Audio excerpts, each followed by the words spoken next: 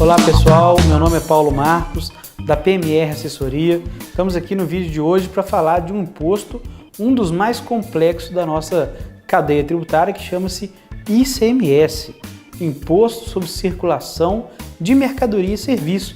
Ou seja, toda vez que algum produto, algum material circula ou que haja algum serviço específico, seria devido ICMS.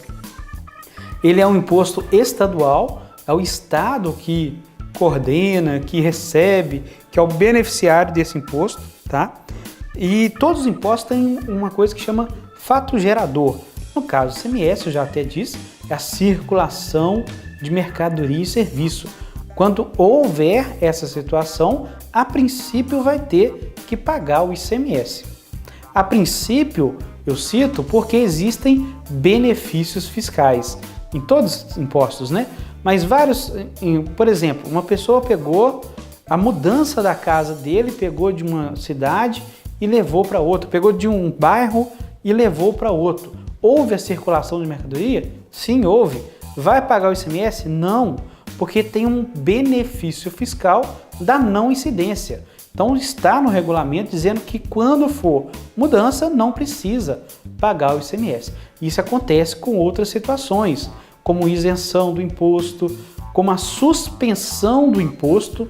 Interessante citar a suspensão, porque a suspensão do ICMS ela costuma ter prazo. Exemplo, você mandou uma mercadoria sua para consertar, então aquilo foi para conserto. Ele tem que voltar em determinado prazo, porque quando você enviou, você não pagou ICMS pelo benefício da suspensão. Mas ao retornar, se ele retornar fora do prazo, aí você vai ter que pagar o ICMS, inclusive com a data original da data do envio. Então os benefícios fiscais são muito importantes. Existem alíquotas, como todos os impostos, alíquotas no caso do ICMS estaduais, que estão lá no regulamento de ICMS de cada estado, e alíquotas interestaduais, que são alíquotas mais fixas, que já foram acordadas entre os estados, entre as federações. Inclusive será tema de um novo vídeo nosso. Mas é importante conhecer as alíquotas interestaduais e estaduais. Dentro do artigo, quero citar como, por exemplo, o regulamento de ICMS de Minas Gerais, um exemplo entre tantos. Existem lá as regras gerais, né, que é tudo que está no regulamento. Importante citar que o regulamento ele é criado para as empresas que a gente chama de débito e crédito, ou seja, não são Simples Nacional.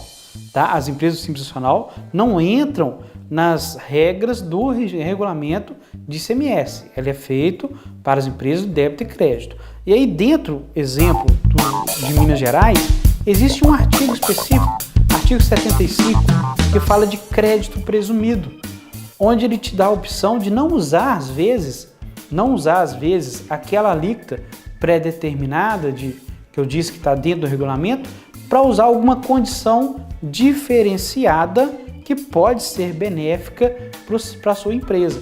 Então não deixe, você contador, você empresário, de olhar o artigo 75, caso você não seja Simples Nacional, para ver se você tem como diminuir os seus impostos dentro daquela atividade em si. É muito bacana também que a gente fale sobre a substituição tributária. Na verdade, citar, não é nem falar. Por quê? Essa substituição tributária, ela traz um pouco de dor de cabeça para todos que apuram, que trabalham no setor fiscal, tributário, porque ela quebra a cadeia tributária. Interessante citar que a cadeia tributária é o quê? Existe a indústria, o atacado, depois o varejo, ou mais de uma empresa varejista, até chegar ao consumidor. Esse caminho é o que a gente chama de cadeia tributária. E a ideia da substituição tributária é que alguém, lá no início dessa cadeia, indústria, ou importador, quem for, pague o imposto para todos os demais personagens dessa cadeia tributária. Lógico que isso não é essa pessoa, essa primeira pessoa, essa indústria ou essa importadora que vai arcar com os custos, mas vai ser ali recolhido no início da cadeia tributária todo o ICMS para frente. tá? E também vai ser um tema de um dos nossos vídeos adiante. E para fechar, quanto ao ICMS, no básico do ICMS a gente precisa ter alguns conceitos.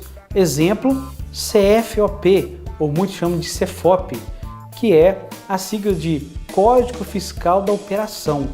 Toda operação, toda nota fiscal, você pode pegar aí uma nota fiscal em mãos, vai ter um número com 4 dígitos, né? Que a gente chama de CFOP ou CFOP, que ele indica o que está acontecendo naquela operação. Ele te fala se é venda, se é devolução, se é compra, né?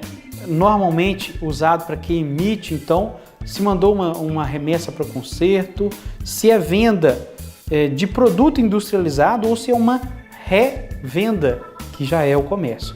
Então o CFOP é muito importante, assim como o CST, Código da Situação Tributária, porque aquela operação, ela existe, mas a tributação dela já depende de algumas situações. É um assunto bem complexo. ICMS, Imposto sobre Circulação de Mercadoria e Serviço, com certeza vai ser abordado mais vezes, ok? Muito obrigado, um abraço e até mais.